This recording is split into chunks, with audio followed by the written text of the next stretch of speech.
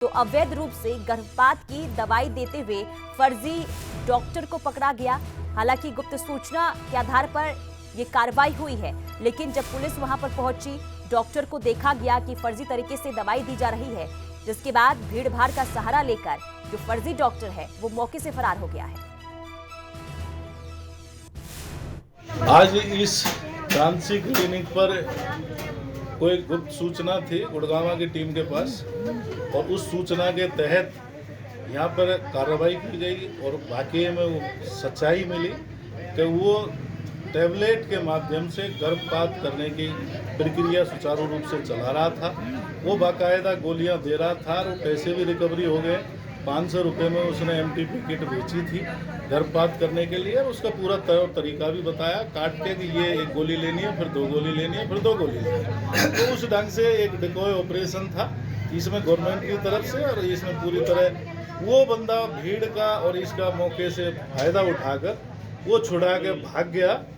इतने की और टीम बाकी भी सारी आए, उससे पहले भाग चुका था। बाकी ये सच है कि एक झोला छाप डॉक्टर है जिस पर कोई डिग्री नहीं है, अपने आप को 10 फेल।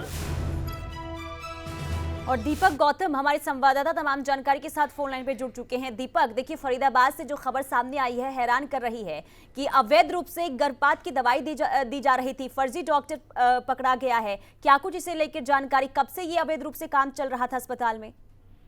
देखिए, बिल्कुल काफी समय से ये धंधा चल रहा था। जो जानकारी मिल पा रही है वो जानकारी ये कि लगभग 10 से 12 सालों से ये व्यक्ति जो है ये वहां दुकान चला रहा था। खेड़ीपुर इलाके में इंदिरा कॉम्प्लेक्स एक जगह पड़ती है, वहां पर ये पूरी की पूरी दुकान इसकी चल रही थी। और गुड़गांव टीम को ये सूचना मिली कि फरीदाबाद में इस तरीके से एक व्यक्ति है जो अवैध रूप से गर्भपात की दवाइयां देता है, अपने आप को डॉक्टर बताता है। तब गुड़गांव की टीम ने फरीदाबाद की टीम से संपर्क किया और दोनों स्वास्थ्य विभाग की टीम ने संयुक्त रूप से कार्यवाही करते हुए आज पहले फर्जी ग्राहक को भेजा, और ग्राहक भेजने के बाद उसको एक नोट दिया 500 रुपए का, जिस पर साइन किए हुए थे। और उसके बाद फिर इसे जब दवाई दे दी गई तब उसको रंगे हाथों पकड़ा गया है। और पूछताछ इस डॉक्टर से की गई, लेकिन भीड़ भाड़ बहुत ज्यादा थी, तो भीड़ भाड़ का सहारा लेकर ये डॉक्टर वहां से भागने में कामयाब हो गया। लेकिन बड़ी बात है कि फरीदाबाद में इस तरह की कार्यवाही हुई है, और ये इसलिए भी जरूरी हो जाती है कि पिछले दिनों जो आंकड़े आए थे सेक्स रेशियो के, उस सेक्स रेशियो के आंकड़े में फरीदाबाद का नंबर भी काफी खराब स्थिति में था। फरीदाबाद भी बेहद खराब स्थिति में था, जहां पर कि आंकड़े लगातार खराब होते जा रहे थे। लड़कों के मुकाबले लड़कियों की संख्या कम होती जा रही थी, और ऐसी स्थिति में अगर फरीदाबाद में इस तरह की कार्यवाही होती है तो ये कहीं ना कहीं एक अच्छा लेकिन संदेश दीपक, देखिए जरूर है। सवाल ये भी है कि 10 से 12 साल से ये अवैध रूप से क्लिनिक चल रहा था, लेकिन स्थानीय प्रशासन को कानो कान तक खबर नहीं। ये बड़ा सवाल अपने आप में बन जाता है कि क्या किसी के शहर के अंदर ये काम चल रहा था, अवैध तरीके से जो क्लिनिक चलाया जा रहा था, फर्जी डॉक्टर जो अवैध तरीके से गर्भपात की दवाई दे रहा है, ये बड़ा सवाल है।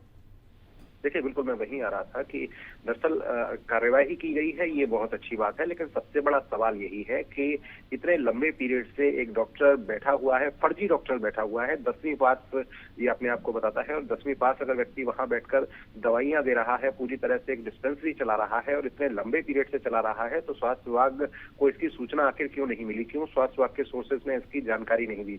और लगातार ये पहला मामला तो पकड़ा गया है, लेकिन इससे पहले ना जाने कितने लोगों को गर्भपात की दवाइयां दे चुका होगा, कितने लोगों की जान से खिलवाड़ कर चुका होगा। ये अपने आप में बेहद महत्वपूर्ण हो जाता है, और सवाल बिल्कुल जायज बात है कि सवाल उठने चाहिए फरीदाबाद प्रशासन पर कि आखिर फरीदाबाद प्रशासन की नाक के नीचे कार्यवाही हो रही थी और सूचना मिली किसे? सूचना मिली गुड़गांव स्वास्थ्य विभाग को। तो ये अपने आप में बड़ा सवाल है, और स्वास्थ्य विभाग के लिए, फरीदाबाद स्वास्थ्य विभाग के लिए बड़ी चेतावनी भी एक तरह से ये है कि उसे समझना पड़ेगा कि उसके सोर्सेज जो है वो कमजोर हो रहे हैं, और उसको अपने सोर्सेज को, जो लोकल सोर्सेज हैं, उनको एक्टिवेट करना पड़ेगा, जिससे कि इस तरह की कार्यवाही तुरंत की जाए।